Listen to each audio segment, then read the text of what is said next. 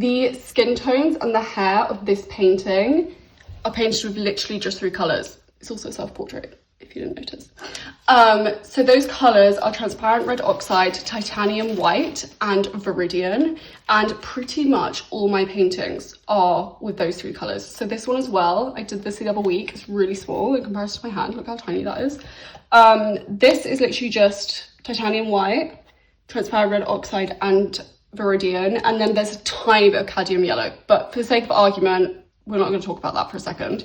This one, again, completely just 3 colours. This was a really fun little sketch of my boyfriend. When you start oil painting, the amount of colours that are out there is so overwhelming that you really want to limit your palette. So that's why I only use 3 colours.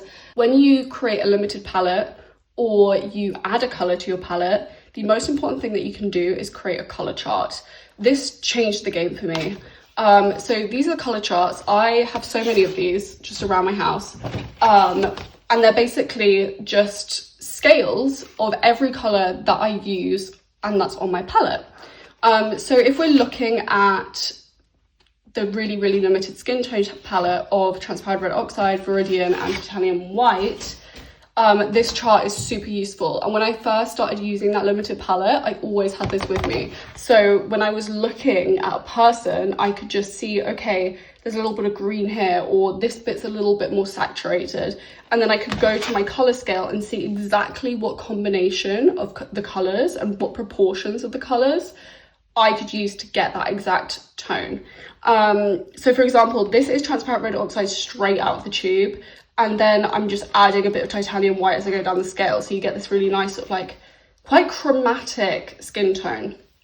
If I add a bit of viridian, so it says 2/3 transparent red oxide and 1/3 of viridian, and then I add titanium white as I go down the scale, it creates a cooler tone. So you can literally just combine these, and you basically want to sit for a couple of hours and just do this with every colour in your palette, and you'll just end up with all of these colour charts. And yeah, it's a game changer, so I highly recommend to go away and do that.